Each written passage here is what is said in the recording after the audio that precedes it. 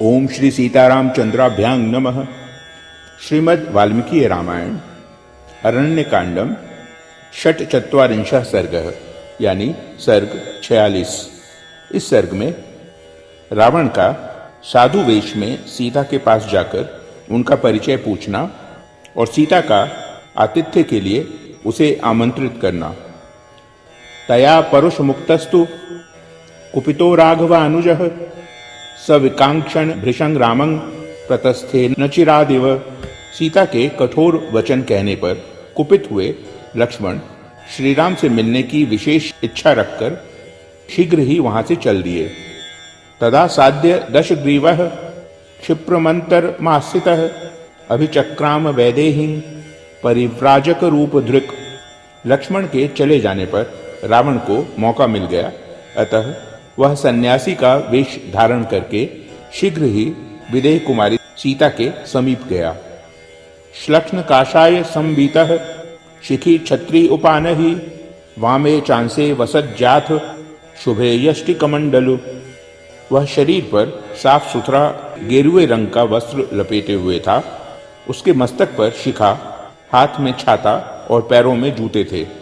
उसने बाएं कंधे पर डंडा रखकर उसमें कमंडलु लटका रखा था। परिव्राजक रूपेण वैदेही मन्ववर्तत तामास सादाति बलो भ्रातृभ्यां रहितांग वने। अत्यंत बलवान रावण उस समय वन में परिव्राजक का रूप धारण करके श्री राम और लक्ष्मण दोनों बंधुओं से रहित हुई अकेली विदेह कुमारी सीता के पास गया। रहितांग सूर्य चंद्राभ्यां संध्यामेव महत्तमः ताम पश्यत ततो बालांग राजपुत्रिं यशस्विनीं रोहिणीं शशिना हीनांग ग्रहवद वृषदारुणः। जैसे सूर्य और चंद्रमा से हीन हुई संध्या के पास महान अंधकार उपस्थित हो, उसी प्रकार वह सीता के निकट गया। तदनंतर जैसे चंद्रमा से रहित हुई रोहिणी पर अत्यंत दारुण ग्रह मंगल या शनैश्चर की दृष्टि पड़े, उसी प्रकार उस अतिशय क्रूर रावण ने उस भोली भाली यशस्विनी राजकुमारी की ओर देखा। तमुग्रं पाप कर्माणं जनस्थानगता द्रुमा संदृश्य न प्रकंपन्ते न प्रभाति च मारुतः। शीघ्र स्रोताश्च तं दृष्ट्वा विक्षन्तं रक्तलोचनं स्तिमितं गन्तुमारेभे भयाद गोदावरी नदी। उस भयंकर पापाचारी को आया देख जनस्थान के वृक्षों ने हिलना बंद कर दिया और हवा का वेग रुक गया। लाल नेत्रों वाले रावण को अपनी ओर दृष्टिपात करते देख तीव्र गति से बहने वाली गोदावरी नदी भय के मारे धीरे धीरे बहने लगी। रामस्य त्वंतरं प्रेप्सुर दशग्रीवस्तदंतरे उपतस्थे च वैदेहीं भिक्षुरूपेण रावणः। राम से बदला लेने का अवसर ढूंढने वाला दशमुख रावण उस समय भिक्षु रूप से विदेह कुमारी सीता के पास पहुंचा। अभव्यो भव्य रूपेण भरतार मनुषोचितीं अभ्यवर्तत वैदेहीं चित्रामेव शनैश्चरः। उस समय विदेह राजकुमारी सीता अपने पति के लिए शोक और चिंता में डूबी हुई थी। उसी अवस्था में अभव्य रावण भव्य रूप धारण करके उनके सामने उपस्थित हुआ, मानो शनैश्चर ग्रह चित्रा के सामने जा पहुंचा हो। सहसा भव्य रूपेण त्रिणैः कूप इवावृतः अतिष्ठत प्रेक्ष वैदेहीं रामपत्नी यशस्विनीं। जैसे कुआं तिनकों से ढका हुआ हो, उसी प्रकार भव्य रूप से अपनी अभव्यता को छिपाकर रावण सहसा वहां जा पहुंचा और यशस्विनी राम पत्नी वैदेही को देखकर खड़ा हो गया। तिष्ठन् संप्रेक्ष च तदा पत्नीं रामस्य रावणः शुभांग रुचिरदंतोष्ठीं पूर्णचंद्र निभाननाम् आसीनां पर्णशालायां बाष्पशोकाभिपीडिताम्। उस समय रावण वहां खड़ा खड़ा राम पत्नी सीता को देखने लगा। वे बड़ी सुंदरी थीं। उनके दांत और ओठ भी सुंदर थे। मुख पूर्ण चंद्रमा की शोभा को छीने लेता था। वे पर्णशाला में बैठी हुई शोक से पीड़ित हो आंसू बहा रही थीं। सतांग पद्म पला साक्षी पीतकौशेयवासिनीं अभ्यगच्छत वैदेहीं पृष्ठचेता निशाचरः। वह निशाचर प्रसन्न चित्त हो रेशमी पीतांबर से सुशोभित कमल नयनी विदेह कुमारी के सामने गया। दृष्ट्वा कामशरा विद्धो ब्रह्मघोषमुदीरयन् अब्रवीत प्रश्रितं वाक्यं रहिते राक्षसाधिपः। उन्हें देखते ही कामदेव के बाणों से घायल हो राक्षस राज रावण वेद मंत्र का उच्चारण करने लगा और उस एकांत स्थान में विनीत भाव से उनसे कुछ कहने को उद्यत हुआ। तामुत्तमांग त्रिलोकानां पद्महीनामिव श्रियं विभ्राजमानां वपुषा रावणः प्रशंसः। त्रिलोक सुंदरी सीता अपने शरीर से कमल से रहित कमलालया लक्ष्मी की भांति शोभा पा रही थी। रावण उनकी प्रशंसा करता हुआ बोला, रौप्य कांचन वर्णाभे पीत कौशेयवासिनी कमलानां शुभांग मालांग पद्मिनीव च बिभ्रति। उत्तम सुवर्ण की सी कांति वाली तथा रेशमी पीतांबर धारण करने वाली सुंदरी तुम कौन हो? तुम्हारे मुख, नेत्र, हाथ और पैर कमलों के समान हैं, अतः तुम पद्मिनी यानी पुष्करिणी की भांति कमलों की सुंदर सी माला धारण करती हो। ह्रीं श्रीः कीर्तिः शुभा लक्ष्मीरप्सरा वा शुभानने भूतिर्वा त्वं वरारोहे रतिर्वा स्वैरचारिणी। शुभानने तुम श्री, ह्री कीर्ति, शुभ स्वरूपा लक्ष्मी अथवा अप्सरा तो नहीं हो, अथवा वरारोहे तुम भूति या स्वेच्छापूर्वक विहार करने वाली कामदेव की पत्नी रति तो नहीं हो। समाह शिखरिणः स्निग्धाः पाण्डुरादशनास्तव विशाले विमले नेत्रे रक्तान्ते कृष्ण तारके विशालं जघनं पीन मूरुकरी करोपमौ। तुम्हारे दांत बराबर हैं, उनके अग्रभाग कुंद की कलियों के समान शोभा पाते हैं, वे सब के सब चिकने और सफेद हैं। तुम्हारी दोनों आंखें बड़ी बड़ी और निर्मल हैं, उनके दोनों कोए लाल हैं और पुतलियां काली हैं। कटी का अग्रभाग विशाल एवं मांसल है, दोनों जांघें हाथी की सूंड के समान शोभा पाती हैं।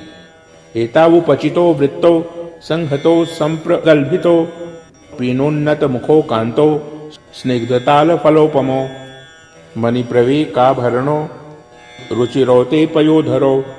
तुम्हारे ये दोनों स्तन पुष्ट गोलाकार परस्पर सटे हुए प्रगल्भ मोटे उठे हुए मुख वाले कमनीय चिकने ताड़ फल के समान आकार वाले परम सुंदर और श्रेष्ठ मणिमय आभूषणों से विभूषित हैं। चारुस्मिते चारुदति चारु नेत्रे विलासिनी मनोहरसि मे रामे नदी कूलमिवाम्भसा। सुंदर मुस्कान, रुचिर दंतावली और मनोहर नेत्र वाली विलासिनी रमणी, तुम अपने रूप सौंदर्य से मेरे मन को वैसे ही हरे लेती हो जैसे नदी जल के द्वारा अपने तट का अपहरण करती है।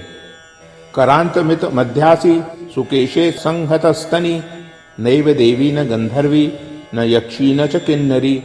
तुम्हारी कमर इतनी पतली है कि मुट्ठी में आ जाए। केश चिकने और मनोहर हैं, दोनों स्तन एक दूसरे से सटे हुए हैं। सुंदरी, देवता, गंधर्व, यक्ष और किन्नर जाति की स्त्रियों में भी कोई तुम जैसी नहीं है। नैवं रूपा मया नारी दृष्टपूर्वा महीतले रूपमग्रयं च लोकेषु सौकुमार्यं वयश्चिते।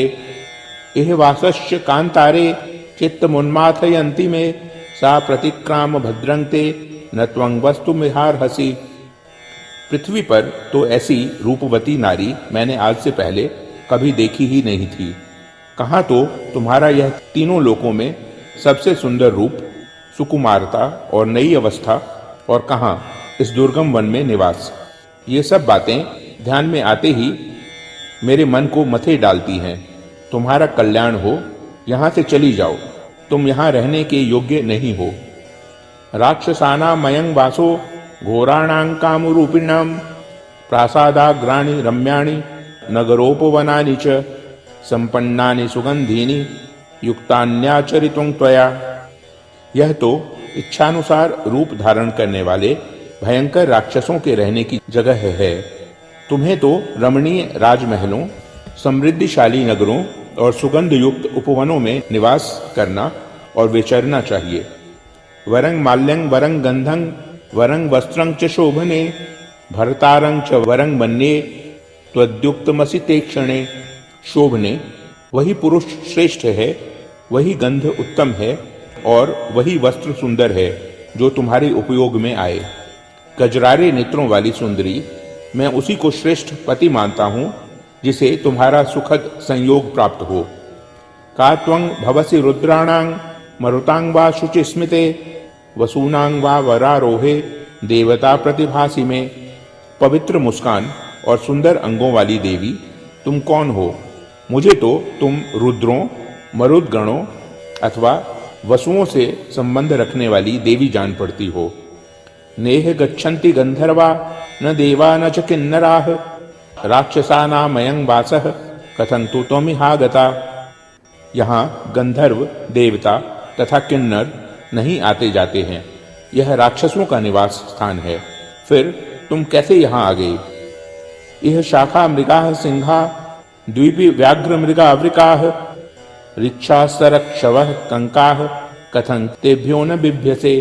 यहाँ वानर, सिंह, चीते, व्याघ्र, मृग, भेड़िए, रीछ, शेर और कंक यानी गीध आदि पक्षी रहते हैं, तुम्हें इनसे भय क्यों नहीं हो रहा है? मदान्वितानां घोराणां कुंजराणां तरस्विनां कथमेका महारण्ये न बिभेषि वरानने। वरानने, इस विशाल वन के भीतर अत्यंत वेगशाली और भयंकर मदमत्त गजराजों के बीच अकेली रहती हुई तुम भयभीत कैसे नहीं होती हो? कासी कस्य कुतश्च त्वं किं निमित्तं च दंडकान् एकाचरसि कल्याणी घोरान राक्षस सेवितान। कल्याणमयी देवी, बताओ तुम कौन हो, किसकी हो और कहाँ से आकर किस कारण इस राक्षस सेवित घोर दंडकारण्य में अकेली विचरण करती हो? इति प्रशस्ता वैदेही रावणेन महात्मना द्विजाति वेशेन हि तं दृष्ट्वा रावणमागतं सर्वैरतिथि सत्कारैः पूजयामास मैथिली। वेशभूषा से महात्मा बनकर आए हुए रावण ने जब विदेह कुमारी सीता की इस प्रकार प्रशंसा की, तब ब्राह्मण वेश में वहां पधारे हुए रावण को देखकर मैथिली ने अतिथि सत्कार के लिए उपयोगी सभी सामग्रियों द्वारा उसका पूजन किया।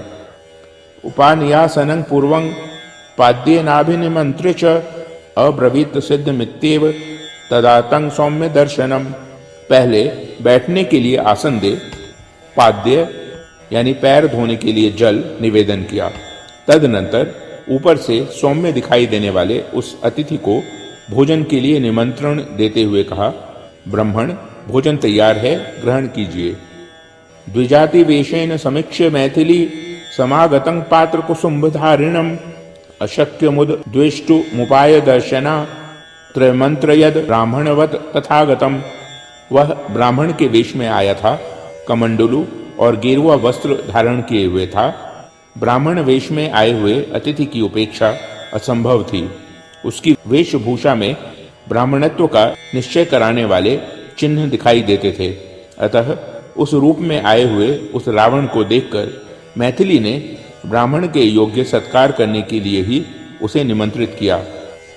इयं वृषि ब्राह्मण काममास्यता मिदं च पाद्यं प्रतिगृह्यतामिति इदं च सिद्धं वनजातमुत्तमं त्वदर्थमव्यक्रमिहोप भुज्यताम। वे बोली, ब्राह्मण यह चटाई है, इस पर इच्छानुसार बैठ जाइए। यह पैर धोने के लिए जल है, इसे ग्रहण कीजिए और यह वन में ही उत्पन्न हुआ उत्तम फल मूल आपके लिए ही तैयार करके रखा गया है। यहाँ शांत भाव से उसका उपभोग कीजिए। निमंत्र्यमाणः प्रतिपूर्ण भाषिणी नरेंद्र पत्नी प्रसमीक्ष्य मैथिलीं प्रसह्य तस्या हरणे दृढ़ं मनः समर्पयामास बधाय रावणः। अतिथि के लिए सब कुछ तैयार है, ऐसा कहकर सीता ने जब उसे भोजन के लिए निमंत्रित किया, तब रावण ने सर्वसंपन्नम कहने वाली राजरानी मैथिली की ओर देखा और अपने ही वध के लिए उसने हठपूर्वक सीता का हरण करने के निमित्त मन में दृढ़ निश्चय कर लिया।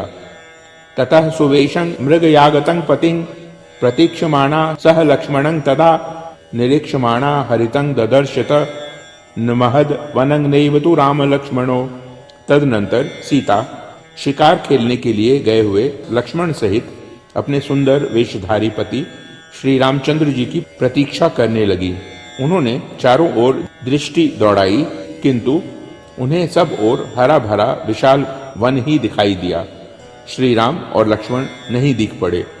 इत्यार्षे श्रीमद् रामायणे वाल्मीकीये आदि काव्ये अरण्यकांडे षट्चत्वारिंशः सर्गः। इस प्रकार श्री वाल्मीकि निर्मित आश रामायण आदि काव्य के अरण्यकांड में 46वां सर्ग पूरा हुआ। ओम।